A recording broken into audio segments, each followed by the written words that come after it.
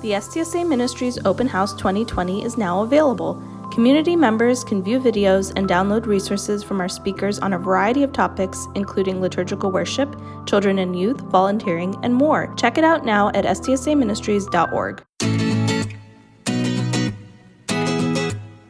You're listening to Bringing an Ancient Faith to a Modern World with Father Anthony Messa, where we explore ways to encourage and equip the local Orthodox Church. Let's get started. Welcome back, everybody, to the Bringing an Ancient Faith to a Modern World podcast with Father Anthony. Welcome back, Father Anthony. Thank you so much, Katie. It's great to be back.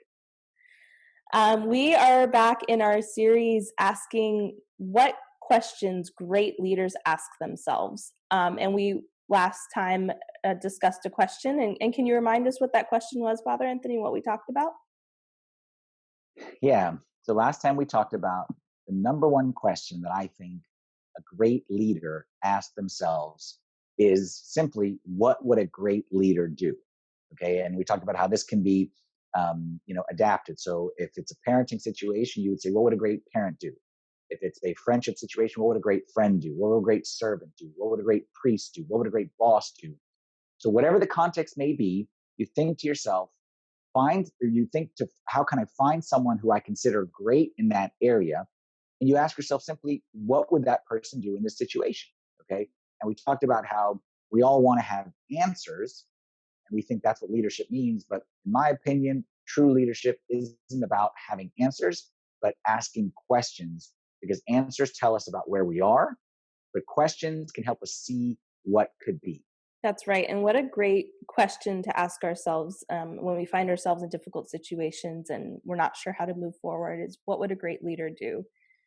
So we are so excited to hear what question number 2 is. So the second question is more than just simply a question to ask. It's really a mindset to shift. All right. And oftentimes we find ourselves, like when we're considering certain decisions, we ask ourselves, will this get me to my goal? Okay, will this get me to my goal? If I do this, will this achieve my goal? And we very much focus on how to achieve a goal, how to cross the finish line. And while it's certainly a good question to ask, will this get me to my goal? There might be a slightly better one. Okay, don't keep us waiting. What is it, Father Anthony? So I'll tell you the question, and I know it sounds like it sounds like a very subtle difference, but I promise you the subtlety makes a difference. So the question is not, will this get me to my goal? But the question is, will this get me closer to my goal? I don't know. That seems a little bit too similar to me. You're going to have to explain that one, Father Anthony. So basically, again, I realize that it's subtle, but it's very important. It's basically the difference between incremental progress, will this get me closer to my goal, versus all at once success, will this accomplish my goal? And my opinion is it's that focusing on the incremental versus like the finish line. I think if we focus on the incremental progress, will this get me closer, we'll find ourselves more successful in many areas of life. So what does that mean practically? Can you give us some examples of how we could implement that question? Yeah, absolutely. So let's take, for example, I got problems in my marriage, okay, and I'm struggling relationally, and my wife and I are fighting, and whatever the story may be. Ask yourself the question, okay, if I send a nice text message to my wife in the middle of the day, send a nice text message to say, hey, just thinking about you, just wanted to just check and see how you're doing. Will that solve all my problems? Will that get me to my goal of having a great marriage and marital oneness? Will that get me to my goal? The answer is no. It's unlikely. Okay, if a text message will solve all your problems, then you didn't really have that many problems to begin with. So it probably is not going to solve all my problems. But the question that I'm asking is not, will it get me to my goal, but will it get me closer to my goal? And the answer there, will this get me closer? Probably. So I send a text message. Let's say I'm trying to get in shape, okay, drop a few pounds, get a little bit better fitness. You say to yourself, salad or French fries? Will eating a salad instead of a French fries get me to my fitness goal? No. But will it get me closer? Yes, of course. Skip the fries. Will packing lunch for on a random Thursday. Will packing lunch versus going out to eat get me out of debt and solve all my financial problems? Of course not. But will it get me closer to it? Yes. Pack the lunch. Okay. Spiritually, will praying for 5 minutes in the morning solve all my problems? Okay. And fix all my issues with sin and get me to the point where I have, perfect peace? Probably not. But will it get me one step closer? Absolutely. So again, we need to stop asking, will this achieve my goal? And start asking, will this help me get one step closer to my goal? I really love those examples. And I love that they make such huge goals like peace, eternal peace, and weight loss and perfect marriage seem so much more manageable and bite sized because you're just taking one step forward every day. Absolutely. And life ultimately, Katie, when you boil it down, it's about decisions. Okay. We make hundreds of decisions every single day. And ultimately, the end goal, the end state of our life, the end state of our career, the end state of our marriage, the end state of our spiritual life is nothing more than a summation of all those little decisions. Okay. And in the end, this is a principle of every aspect of life. Incremental change will always yield greater results than massive overhauls. Again, that's not how we think. We think, I need to make big changes. And there's a place for big changes.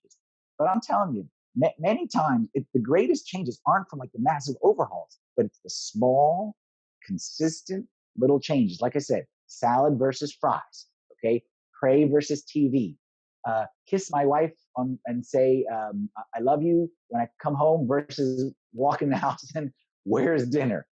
Those little changes can add up to make a big difference. Right? We get bogged down with the big goals. Well, I need to lose 50 pounds. And I don't know if I can lose 50 pounds. And it's such a big thing, so why try? Okay, maybe you can't lose 50 pounds by the end of this year, but maybe you can drop 2 or 3, and maybe, you can't write a book. And maybe you can't read the whole Bible. Maybe you can't get out of debt. Maybe you can't fix your marriage. Maybe all these things are so big. But can you take a step in each of those directions? Can you read a little bit from the Bible? Can you work on writing a little bit, or can you start a blog? Maybe you want to write a book. Can you start a blog? Can't get out of debt, but can you save, even just 1% of your paycheck? We need to think in terms of small steps as opposed to massive overhauls. I think that's where we're going to see true change over time. Yeah, so you're saying we need to stop using the excuse of it's just too much and just start taking one step at a time and take those incremental changes to the big overhauls.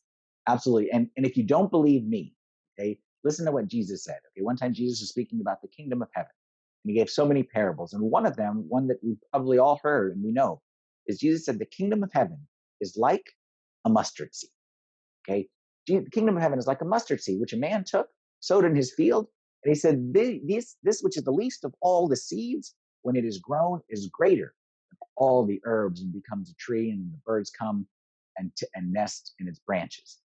So he's basically saying is that sometimes the biggest things, big things like the kingdom of heaven, doesn't boil down to major overhauls and big decisions. It's about little decisions taken consistently over time.